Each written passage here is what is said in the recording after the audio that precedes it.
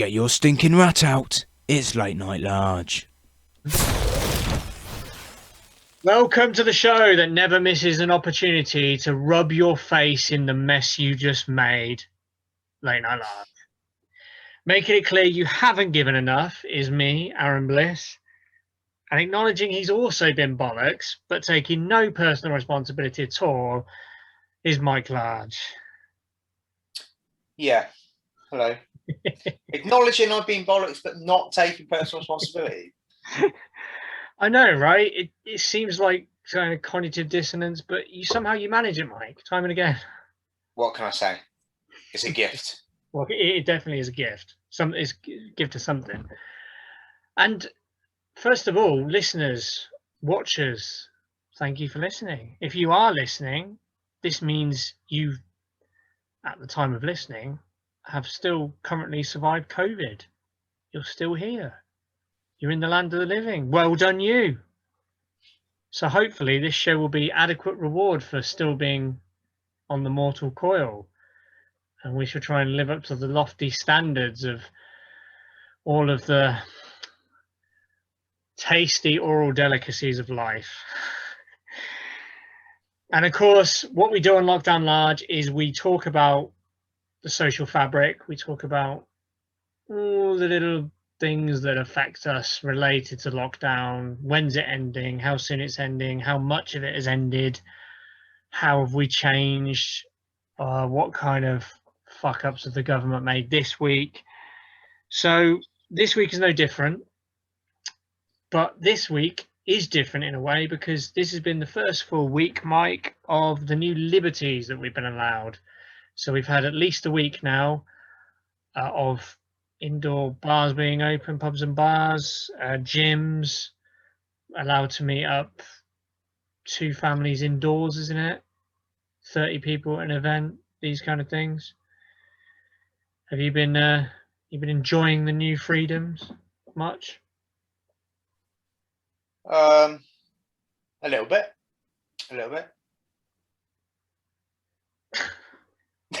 Yeah. No. Yes. Yeah. So I'm trying to think now. Actually, what in the last week? Because it is exactly a week, isn't it? Time of recording. Exactly. Yeah. Exactly a week. What I've done that I couldn't have done previously. I can think of a couple of things actually. Yeah. Go on. So I met a friend in a pub. Okay. Had a couple of drinks in a pub inside without freezing my bollocks off. So that was warmer. I also went and had a curry with a mate as well. Sat inside. Way. In the curry house, had a ruby, a couple of beers. So that again, warmer. So yeah, that was yeah. So no, so that was so I've taken advantage a little bit of the kind of the loosening of restrictions in the past week. I imagine I will do over the next 3 or 4 weeks until things change again, should they? So yeah, it's maybe it's had a bigger impact on some. Maybe for others, it's not. Maybe they haven't noticed at all. I mean, what about yourself? Well, big news, Mike. I've had my first vaccination. Way. Finally. Yeah. You all right? No, really professional. NHS, brilliant stuff. Parked up 20 minutes in advance of my time. Walked in with my mask on. Someone at the door. Oh, what's your name? Are you coming for your first or second vaccine? Tells you which vaccine you're getting. So I was happy to hear it was the Pfizer one because obviously even though it's a very low risk. Obviously, the AstraZeneca has been in the news about certain risks. So yeah, I had the Pfizer, and then, you know, very clear, loads of volunteers all telling you what to do at each stage. You join the queue, just steadily move along, kind of like cattle. Get your shot, and then they say, right, can you move around in a circuit in the waiting room? You're required to sit there and wait for 15 minutes to make sure you don't like keel over, and then it's all done. And I was really pleased to report that not only did I not die after the 15 minutes were up, but I'm still alive now, and I haven't actually, as far as I'm aware, had any noticeable side effects. Have Which you I'm really pleased noticed your phone's picking up 5G a bit better, or? Well, I heard like a nasally kind of high pitched voice in my head that kind of reminded me of Bill Gates, but I don't know if that was anything to worry about. Nah, I'd be fine. Yeah, no, physically, I've heard of friends of mine who've had the shivers, had the shakes, you know, wanted to stay in bed for a couple of days, flu symptoms basically. You know, their whole arm went dead. The worst I got of it, as far as I could tell, was obviously half your arm does eventually go dead, but it didn't spread to my whole arm. It faded away relatively quickly, just like, you know, you just had a dead arm, as if someone had punched you quite hard. Yeah. But yeah, didn't get the shakes, didn't get sneezes. Have had the odd headache, but I'm not even sure that's anything to do with the vaccine. So, people, if I have any influence on anyone, and I think you should take a look at your life if I do influence anyone. But if you are influenced by me, and you have any like misgivings or anything, seriously don't. It's so easy, straightforward, professional. You know, within 45 minutes you're in and out. Really friendly, really safe. They clean everything all the time. They've all got masks on. So no, it was great. It was a winning combination, and I'm still here, and I'm very happy that I've had my first. So, you know, in the next week and a half, hopefully, I'll be about 80% unlikely to be hospitalized, even if I wasn't lucky enough to catch it. So, no, it's been good. In terms of taking advantage, had the missus over.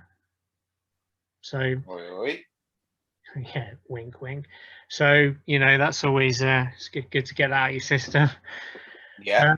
So yeah, no, it's been a good week related to COVID for me. So yeah, good stuff. What about though the wider picture, Mike? So the big news that emerged the last couple of weeks is obviously everyone's talking about the Indian variant. The latest update from the articles I've read, I'm pleased to announce that it seems like all the science is currently indicating there is no need to be concerned about the vaccine not being effective against the Indian variant. And when I say the Indian variant, apparently there are at least 3. So it's variants, it's actually plural.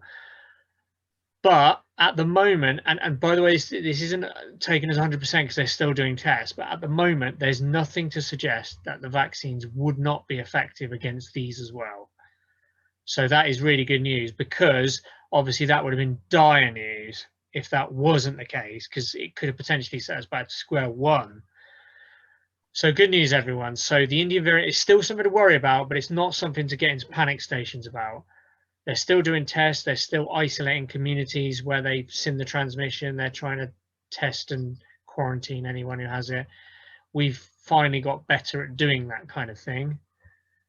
So fingers crossed, it looks as if the Indian variant may not be quite as much of an area of concern as we thought it might. I don't know if you've heard anything different, Mike.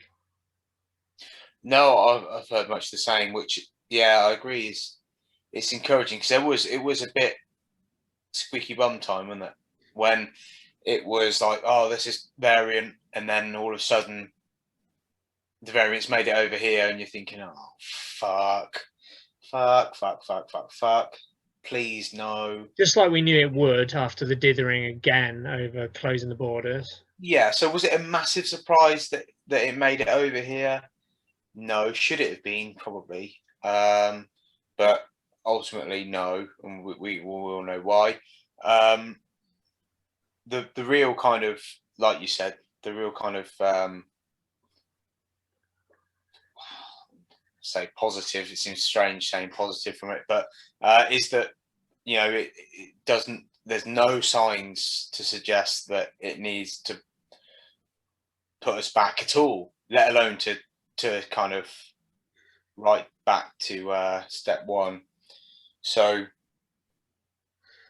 positive, it seems strange to say when you're talking about it, but I guess in that respect, the positive that has come from it is that Bojo has come out, hasn't he, I think, and said, no, we're still on for June the 21st. That was the original date, yeah. Still on for June the 21st. The Indian variant hasn't changed that as yet. So, if everything, touch wood, things continue in the same vein, then yeah, it's not great that it's over here, but we carry on with the fantastic work that we've been doing with the vaccinations. I gotta say though, yeah, I gotta say again is it's been the case all the time though. If we rely on the government, we're in trouble. If we rely on scientists or medical professionals, we know we're in good hands. That's been the pattern pretty much all through the all through the pandemic, you'd argue. So, like I say, the NHS doing the vaccine rollout, as far as I can tell, is just brilliantly efficient, excellent stuff. And the scientists who are making sure, or the epidemiologists, whoever, who are working on the, how is the Indian variant of concern, and they're reporting data all the time. It's not something to be too concerned about at this stage. So these are departments and sectors that are really bailing us out here. So fair play to them, and thank you for making the pandemic slightly more tolerable than it might otherwise have been. Mike, I just thought it'd be interesting to talk about this because I've just seen a headline in The Guardian, exclusive story. Official NHS data revealed that 32,307 people contracted COVID while in hospital, as in they didn't have it before they went into hospital and they contracted it in hospital. And apparently nearly 9,000 of them died. I mean, that's not great, is it? Particularly for family, it must be so galling to think like your relative's gone in with, I don't know, a broken leg or something, and they've ended up dying from COVID. I know I guess you can sort of say they could have caught it anywhere. It's there's no particular person to blame, but it just seems. I mean, I don't know about you, but does this again speak to the lack of PPE that we had early on? Because that's what I immediately thought. Possibly. I don't think anyone can sit here and say absolutely not. Can't possibly have had an effect. So maybe, but what I would say is, I know there's always a risk because hospitals. Yeah, it's a global pandemic, and your most sick people, from that pandemic go to hospitals. I think if you are in a hospital for any reason, you are more. There's a risk. Yeah. But is that why we can't take those statistics seriously without context? So you can only judge them if you had the context of when these people contracted it, what time period were the bulk of these people contracting COVID. And if I think with anything, context matters. Yeah, but context is important. You can't. But what I mean is, okay, sorry. What I meant was, let me put it this way. I think you're completely right. I think to say, you look at this and you think it's horrible figures, but at the same time, 2 and 2 equals 4. If the majority of sick people in society are in hospitals, then other people who have different kinds of sickness or problems are more at risk because they are in relatively close contact with those people. It's a no-brainer. However, if it turns out that there is a context to it, if it did turn out that 80% of those cases came during the very early weeks where there was inadequate PPE in hospitals, that's a scandal. That is a national scandal if that was proven. So I guess we have to wait for the context to really understand the ramifications of those figures. Yeah, I think you're right. And I think the only other thing I'd say, though, is whilst there was a shortage of PPE, and I'm sure it was majorly frustrating for the people, in the NHS in particular, who are having to kind of deal with that lack of PPE. I think we'd be foolish to think that they didn't still take every possible step that they could to make sure that the risk mitigated as much as possible. That's what I'm saying, though. Is I'm in no way implying that the staff were negligent. What I mean is that's almost certainly true, that they were putting as much as they could barriers between themselves and patients, but it clearly wasn't enough. We don't know. We haven't got the context yet. So what I'm saying is that's an incomplete story. It will be really interesting to see when context is added to that, because that could be a major national scandal. And obviously, as we know, there's going to be an investigation that is going on way into the future, that's probably only going to finish after the election, which is incredibly convenient for Boris Johnson, who chose the date of the investigation. Anyway, Mike, just let me have a quick look at the figures. So I don't know if you heard this, but the case rate has now reversed.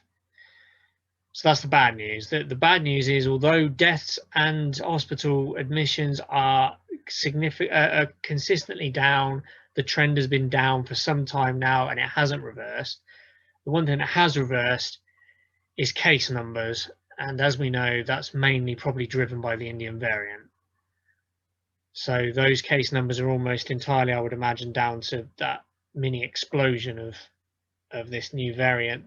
And the reason being that apparently one of its features is it's more transmissible. So that makes sense. Unlocking businesses and other things combined with a more transmissible version is obviously going to lead to increased case numbers. So have you got kind of the stats specifically for the Indian variant? No, or not that I can easily put my hand on.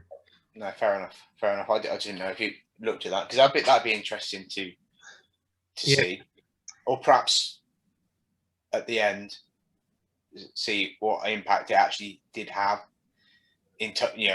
by the time all this is done. No, it would. Yeah, I mean, hopefully all of this is going to go into the investigation, and we know every single element of decision making along the way. But so it's almost all good news. Like I said, the Indian variant is not something to just dismiss, but it looks as if it's, hopefully, touch wood, it's not going to be a catastrophe. It's manageable. We've apparently, according to the Guardian, 57% of the population have now had at least one dose. One of them is being me, so I'm part of the 57%. So fingers crossed that will keep going at a decent rate, and maybe we'll pick up in the areas where there's exploding case numbers. We're looking okay. Right, so that's kind of the lockdown stuff. Mike, there's something that's interesting, and the reason this could affect lockdown is because obviously it's going to look at your face. I know exactly what that face is about. I was just wondering what you're going to think about this, because it would affect lockdown and lockdown easing and whatever, because we could have a different prime minister quite soon. And the reason I say that is because, did you know that this week when this goes out this week, Dominic Cummings is due to make his appearance at the, I think, the Commons Committee, and he's pledged to put it all on the table, all this secret information that he has on Boris Johnson, potentially other members of the cabinet, but mainly Boris Johnson and his efforts or lack of during the pandemic. He's made a couple of tasty quotes already. I don't know if you've seen this. By the way, we should just, again, I know we've probably mentioned this before, but we should prefix this with, you know, we'll always add the prefix beforehand that this is Mr. Magoo of Barnard Castle.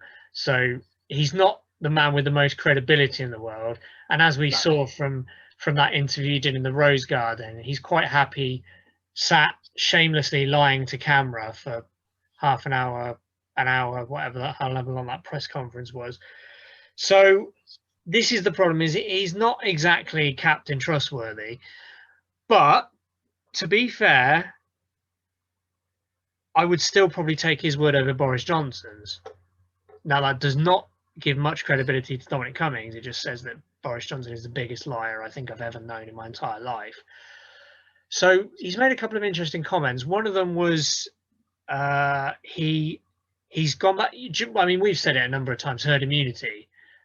So one of the comments he made was, I'm amazed, paraphrasing, I'm amazed that the BBC and other media are so intent on parroting Hancock's line about herd immunity not ever being policy, when I'm telling you it was literally on policy documents up until it was decided that we wouldn't do it anymore. So that was number one. I'm not sure how damaging that's going to be, because me and you already knew that that was the policy, and anyone who follows politics to any degree knows that that was the policy. And I believe Boris Johnson even said in an interview, I think with Philip Schofield and Holly Willoughby, was it Holly Willoughby?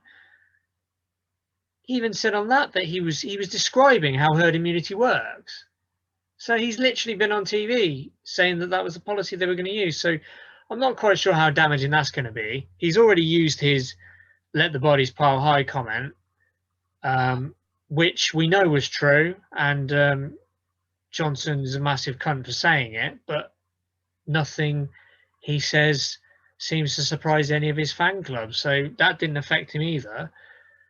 Do you think, Mike, before I pull out something else I've heard, do you think there's anything that Dominic Cummings could say about the handling of the pandemic that would be severe enough to force Boris Johnson from office? I'll be honest, all I'm thinking about now is Holly Willoughby. Damn, she is just... Mike, a few more minutes and then you can go and take care of business. Just okay, all right. Just because, whatever. Come on. I mean, are you saying Holly Willoughby's not fit? She is stunning. She's beautiful, that woman. There's a time to objectify women. Not my fucking type. Objectifying women? Not my type, Mike, but whatever goes on in your head, that's your business. What I'm saying is... go on. Dominic Cummings. Yeah, let's talk about Dominic Cummings. Yeah, as in to get you less excited. So, Dominic Cummings, is there anything he could say that you think would be damaging enough to mean that Boris Johnson is forced to resign? Well, I mean... Considering he's been investigated for 9 different offences. There's probably loads of things that he could say that would be... I mean, you could probably think of... You might be quite outside the box, but... I mean, you could probably have thought or fantasized about all the things he could come out with. You've fantasized about all of the things that he could come out with that would get Bojo the chop or force him to resign. So full well there will be things that are considered beyond the pale, and he absolutely has no choice. Whether that'll happen or not is another thing, isn't it? So do I think that... I mean, it sounds like if there is something, if he does have something with that kind of level of importance, it doesn't sound like he's going to hold back. So, no. time will tell. You know, yes, of course, there's stuff that he could. I mean, got to be some real damning stuff that he could come out with. It's just, is it really there? And if it is, I guess we will hear about it. So it's going to be interesting. I mean, okay, maybe just for political anoraks, but Wednesday is going to be interesting, if nothing else. I don't think I'm that optimistic because he's done so much already that any other prime minister would have resigned for 2 or 3 times over. So we don't know. Okay, so here we go. This is what I heard a groomer about. It was there was a tweet, I think. You know when it says cabinet sources. So it said, I don't know whether it said cabinet sources or Downing Street. I think it was cabinet sources. It said cabinet sources are secretly terrified that Dominic Cummings will reveal that Boris Johnson missed all those Cobra meetings because he was too busy working on the Winston Churchill biography he was doing to pay for his divorce. Now, what do you think about that?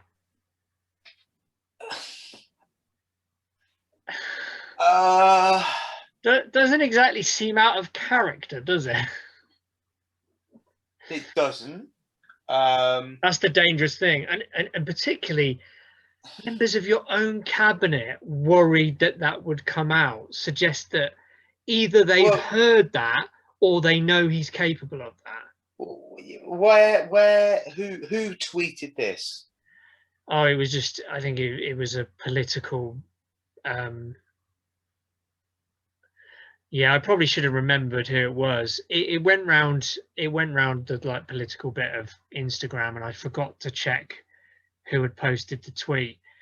It was a political commentator. I can't tell you how big hitting they were. So, I think.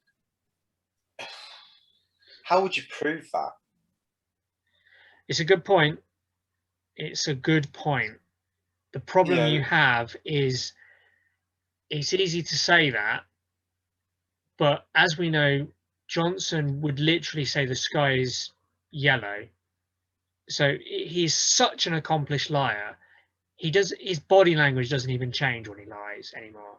So Johnson will literally lie about anything and everything with no shame and no hesitation.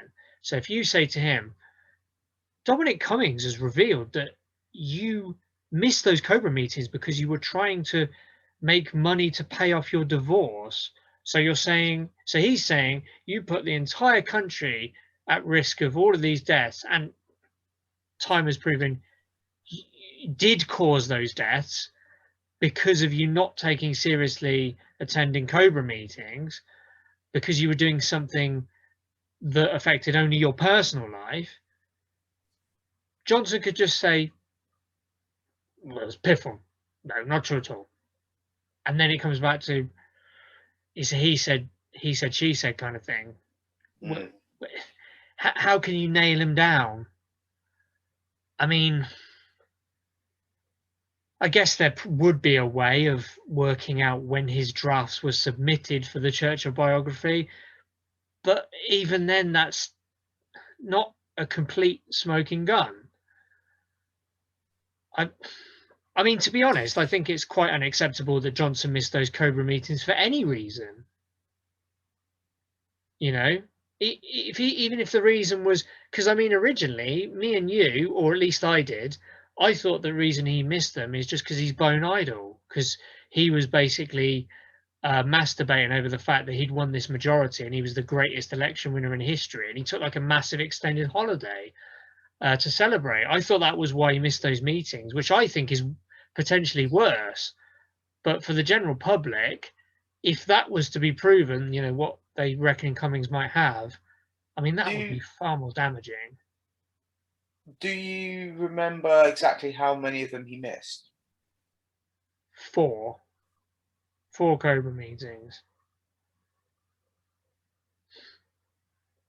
Because that's a significant amount. One is forgivable, obviously. 2, you'd be like, 2 in a row. Is there a good reason for that? Four is just beyond a joke to me. Was it 4 in a row? I think so, yeah. I think it's 4 consecutive Cobra meetings. Yeah, I think so. I'll have to double check, but I'm pretty certain that was it. I'm trying to remember because I know we have obviously we've touched on it before.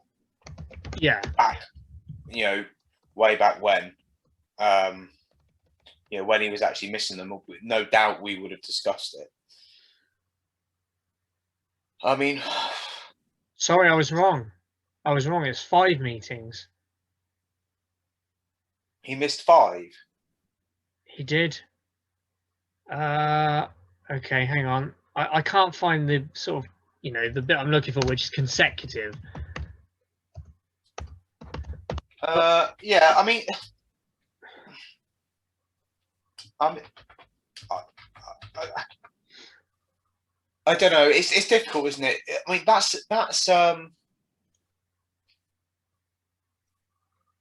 what reasons has Bojo given?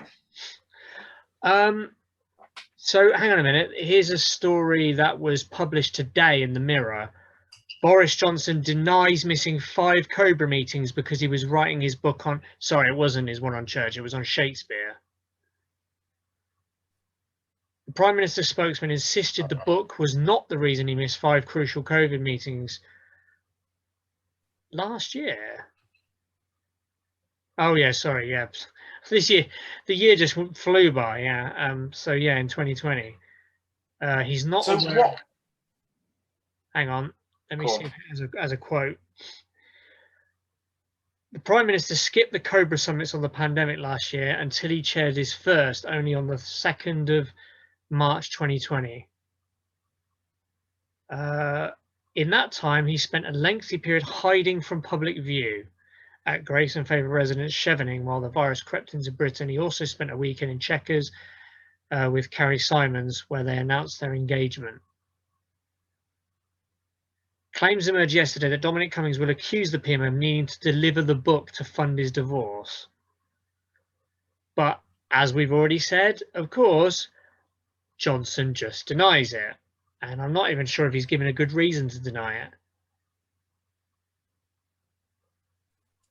Yeah, it says the spokesman. So, of course, Johnson hasn't actually had the guts to answer this himself. The spokesman said he was not aware of the PM doing any work on the biography since he took office, but he did not completely rule it out. So there's a chance that if Johnson was accused, as in that was laid out by Cummings, if he was accused of working on his book while he missed Cobra meetings to pay for his divorce, I can think of a way that, if that's in newspapers already, if Cummings then brings that out, all you need to do is check with the publisher, ask them for dates of when the drafts were handed in, right? Because I mean, publishers aren't going to lie for Boris Johnson, so publishers will be able to give fairly, you would say, accurate dates for when they received which draft from Johnson. So if those drafts were being received in like December, January, or January, February, or whatever, yeah, that proves Dominic Cummings right. Because think about it, if you say he missed these Cobra meetings because he was too busy working on this book to pay for his divorce, right? And then Johnson says, no, that's not true. All you need to do is prove that the book was being worked on, because he's not given another valid explanation, has he? No. So if one of the dates of the drafts, there we go, he's hung, drawn and quartered. I don't know. Obviously, I don't know what he was doing. I'm not sure he's ever made it clear what he was doing. No, well, this is what I was going to say. What excuse did he give himself? Has he given one? I mean, I think, again, that's probably something we need to look into before next time, because I'm not sure he's ever given a reason. So I think what it was is he just, I don't think he saw it as a problem. Because Cobra meetings, they're not always attended by the PM, are they? So, but during a crisis, that's a global pandemic. Exactly, yeah. These were Cobra meetings. I think are very, very rare. Generally, I don't think they're a huge part of the PM's diary. So when emergency Cobra meetings are called, it's because there's a very good reason. There's a good call. So, and I think the reason he didn't go is the same reason he was walking around hospital shaking hands with COVID patients. He just didn't get it. He didn't attribute enough importance to it. So I think regardless of what he was actually doing, I think the reasons he didn't go is because he just didn't think it was important enough. Which is pretty condemning, isn't it? Because if that's true. Yeah, no. Even if it's not true, what you just said is condemning. Because the PM hadn't received the full information. So to say that he thought it wasn't important, he's the Prime Minister. Me and you can say, oh, that's not important. The Prime Minister doesn't get to do that. The Prime Minister listens to experts first, then judges what the severity is. If you're saying he did that before and judged, no, that's not going to be a problem. I'm sorry, that's outside the realms of his office. He's treating that like, it's somebody made a phone call at the weekend when he was busy going boating or something. It's like, no, I don't have time for that now. He's the fucking Prime Minister. You don't just get to dismiss things because you don't think they're important. You listen to the experts, and if you've listened to them and then say, well, from what the experts tell me on my own opinion, I still don't think it's important, I still think you're a fucking idiot. But I'd go, well, okay, that's within the realms of your job. That's what the Prime Minister does. What the Prime Minister doesn't do is be putting his trotters up on holiday with his bit of stuff because he's won an election. He thinks he gets to have like a 6-week break while half the country's being flooded. The borders are strained with the new Brexit rules, and this virus is working away in the background and could strike at any minute. What you don't get to do is say, no, I'm enjoying my holiday and I need to get this fucking book finished. So, do it without me. Do you see what I mean, though? Even if he specifically wasn't writing the book and the publisher confirms that the dates were too far away from those periods of time to suggest he'd been working on it, which I'd accept if the publisher says that, but it's still outrageous, his behaviour of missing 5 Cobra meetings, because, like you say, he's not given a convincing, sufficient explanation for it. He's just denied other things that he's been accused of doing instead. Yeah. I don't know, Mike. Am I asking too much? That if you win an election, we know not everyone's the same, but most people, when they win an election in this country, have a sense of pride. And I know Cameron was a bit of a lazy shit as well, and I'm sure he would have taken a holiday, but I don't think he would have just gone missing in action for 5 or 6 weeks, going on various holidays to various retreats that were paid for by other people before literally he'd even started officially as a proper Prime Minister. Because obviously before then he was just the Tory membership have said he's the leader. But that was when he was the real Prime Minister. He had a majority in the House of Commons. He was a professional Prime Minister. And you would have thought he would have hit the ground running, learn everything there is to know to be the best he could be. No, he's swanning off for 5 or 6 weeks. Doesn't give a shit about the stuff that's happening in the country. Because why should he? Because he just won an election. I think that's probably. I don't know. It sounds harsh. I think that sounds harsh. But at the same time, well, yeah. What was he doing then? If this is it, if what you've just said, if the way you've just put that is overly harsh, which to my ear it does sound like you're just being a bit of a prick to Bojo, but actually, maybe if someone else might word it differently, but in effect, is that not what he was doing? You know, so. But this, you see what I'm saying, Mike? It's even if Dominic Cummings is blowing smoke up our ass, which is possible because, like we've said, he's also a comfortable liar. But even if everything that Dominic Cummings says isn't true, it's still outrageous. What is his excuse? I think that's the point, isn't it? I think the point is, regardless of anything irrefutable, anything we can't prove, anything, or any opinions, or we have certain facts.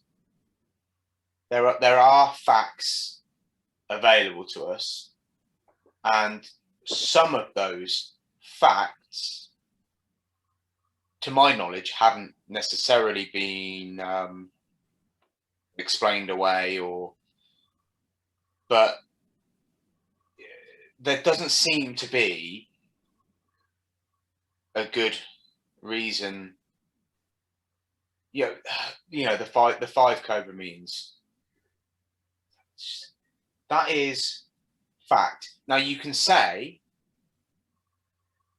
PMs don't usually go or whatever, and they usually just someone else will go, like a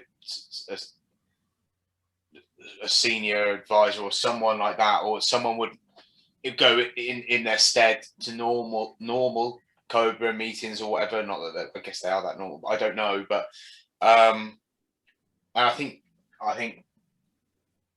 I saw Gove came out and said something like that. How it's like, well, it's not usually in the Prime Minister's remit to attend them anyway.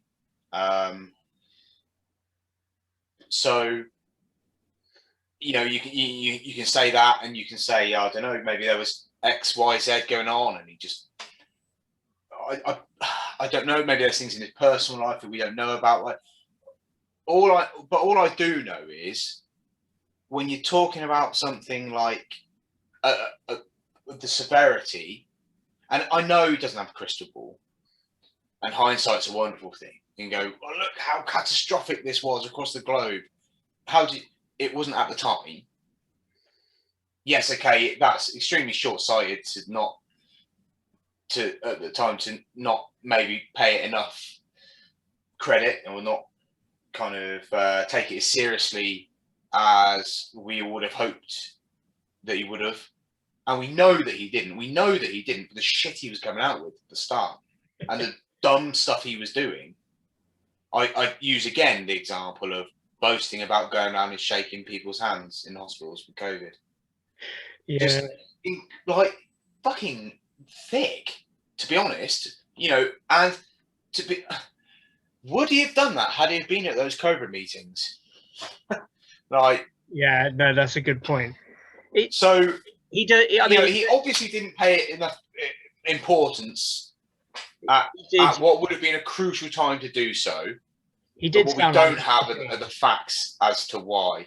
You think he sounded like Mr. Bean when he said that? Just that specific part when he was asked the question about keeping a distance from COVID patients, and he said, no, actually I was shaking all of their hands. Doesn't it remind you it's the kind of thing Mr. Bean would have said? Mr. Bean becomes Prime Minister. I can't even joke about it. Look, like you say, I think the main thing is that there hasn't, to my knowledge, there hasn't been good reasons given. I might be wrong. Maybe there have. Maybe I just haven't. Yeah, I'll check it. I will check it out. But I don't remember hearing any convincing explanation. All I remember is they've shot down like suspicions about stuff. And yeah. It's one of those things where they shoot down the suspicion. Oh no, that's all fabrications. And like, the media then goes away, and you're left there and you go, okay, so he wasn't doing this, but he still missed 5 Cobra meetings. What was he actually doing? Like, what he didn't do, according to him. Well, what did he do? What is a sufficient explanation to tell the nation that when there's 5 emergency meetings going on about this potentially life-threatening pandemic, and the Prime Minister doesn't seem to give a shit about it, Well, there must be something very pressing that he was spending his time doing instead. So what was it? Mike, just before, because I know, I mean, that's kind of the lockdown update. And obviously that was related to lockdown because of who the Prime Minister is going to make a big difference. But just before we go, and this is obviously pertinent to lockdown as well, in the sense of how profoundly this pandemic has been affected by this. Now, I should just say before I say this, in case of any defamation lawsuits, this is a speculation. Okay, so it's a hypothetical. What if this were true? I'm not in any way saying that there is categorical proof for this. But Mike, yes, surely anyone with more than a few brain cells who sees these stories mounting up must start to put two and two together and come to the potential conclusion that the Prime Minister is abusing office to bail him out of his personal debts, similar to how Trump did. I'm just throwing out that I obviously can't go into any more detail because otherwise that would sound like an actual accusation. I'm just saying I do not know this for sure. I'm not even saying that it's almost certainly true. What I'm saying is the evidence is mounting. If you look at the things that are being accused, the meetings he's missing, the little briefings to the press. Boris needs £300,000 a year just to keep his head above water, when the Prime Minister's salary is just over, I think, 150,000. The fact that he's trying to get donors to pay for his retreats, pay for his wallpaper, pay for his decor, presumably pay for his wedding. And this latest accusation, this grenade that Cummings has thrown, the idea that he wasted the time of the country by not taking seriously these emergency meetings because he was too concentrated on writing a book to satisfy a publisher because he desperately needed the money to pay for his divorce. Do you see what I'm saying? It's not, the picture's not, it's still a bit muddy, but there is a picture emerging. I think we have to take it seriously, the prospect that that's what's happening. So what I'm saying. I mean, do you think? Yeah, I think you're right. I think you'd have to be careful. Yeah. But that's why I worded it that way. Do you think I'm way off course by suggesting a picture is emerging and evidence does seem to be mounting in a certain direction? Well, I'm also saying this because if it turns out to be true, I'm going to be like, fucking said it ages ago, didn't I? But yeah, I mean, I didn't say it. I worded it in a way, I'm in no way accusing that of being the case. No, but yeah, okay. There are certain things that we know to have happened, and there are, a number of accusations that have come out or stories that all kind of would suggest, it's not just one or two, there's a number of things. But yeah, okay, that start to build a pattern, don't they? They start to, and that's what you're saying, isn't it? There's no smoke without fire, and like the fucking room is full of smoke. Like, you know what I mean? We're all fucking choking on the copious amounts of smoke. We're in that meme. We're in the meme with the dog sat at the table. It's going, it's fine. Just smoke filling the room. The exits are all on fire. No, yeah. I mean, yeah. What you're saying? That's pretty accurate. What I'd say, the analogy I'd use, Mike, is, to me, it's red flags. It's like you're in an abusive relationship. Sorry.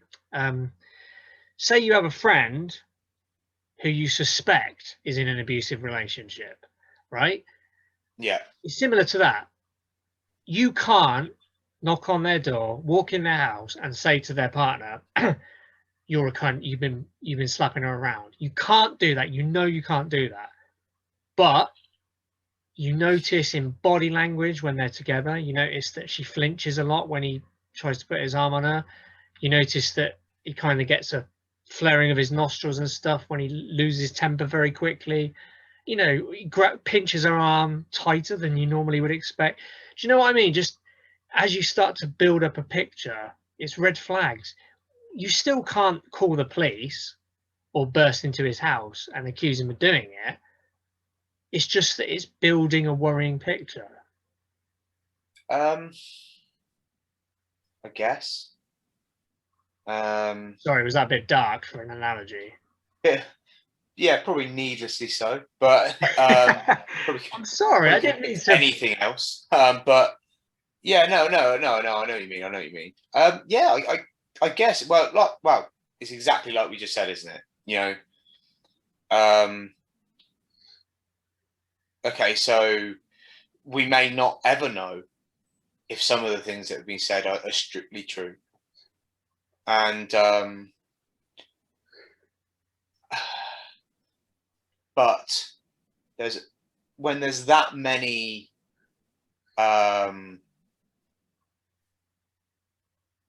like you say, red flags or stories or things emerging that signposting you all to the same place, it's hard to ignore or completely write off as a no, preposterous, absolutely not. Of course, no, can't be. Well, do we need to just consider it? Yeah, this is the way I was trying to word it, Mike, because it's easy for me as a person, you know, and most of the listeners know what my opinion of Boris Johnson is. So we don't need to go back over that. And it's very easy for me to go, oh yeah, you know, of course he'd steal public money to pay off his debts. Of course, that's the kind of guy he is. But it's not about that. It's not about me saying, oh, you know, the guy's a reprobate. He's definitely capable of doing this. It's not that at all. What it is looking at evidence that's mounting up and saying, wow, you know, that would be bad even for someone who's as much of an ethical vacuum as he is. But when we look at the evidence, you know, but there's a picture building, but it doesn't necessarily mean. No, I mean, like you said, we'll have to continue keeping an eye on it. But it's good to make people aware of these things, though, because a lot of people, for whatever reason, people are very busy. But a lot of people, unless it's explicitly spelled out to them by the newspapers, they don't necessarily pick up on these kind of things. So you have to put the idea in their heads, not to say Johnson is definitely guilty of malfeasance in public office, because again, for legal reasons, we're definitely not saying that. And if I was in court saying you suggested this, I'd say no, I didn't. I made it very clear if it was hypothetical, and I made it very clear that it was about a picture emerging and nothing concrete could be alleged. But what I'm saying to you, if you are listening and you're not sure what to make of Johnson, is keep an eye on his conduct. Keep an eye on the things you hear about that you know have happened and that he's been responsible for, relating to finance, his personal finances, things that come into his personal affairs. Just keep an eye on them. And, you know, if you see anything that completely trashes what I think is a clear picture building up, and say, right, I can completely disprove this with this one statement or this one fact, I'm not a zealot. Hit it in the comments or give us a message. Tell me, no, you're an idiot. This is why all of that is just completely coincidental. Because I'm happy to be contradicted. Quite frankly, yeah, usually I don't like to be, but no, I mean, this is the running of our country. So, you know, ultimately, if Johnson was capable and ran the country properly and wasn't corrupt, it would be better for everyone, even if I don't agree with his politics. So, you know, we should be trying to hold him to high standards. And if this picture's emerging, then it's our duty to keep an eye on it and know if 2 and 2 does equal 4 at the end of the day.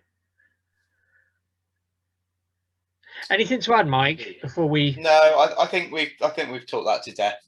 Saw that today. He's not an important person running the country.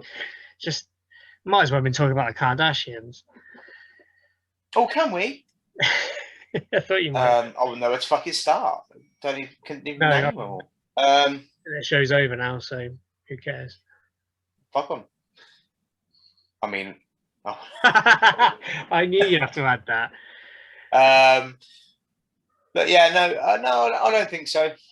I think it's a case of if you've made it this far, thanks for listening to our rambling. Make sure you like, you subscribe, you share, you comment, you hit the little bell that says, you know, that lets you know when we upload more content, and you can watch the next one. And I think, you know, interact. If you think Aaron's just a prick, I say it every week, but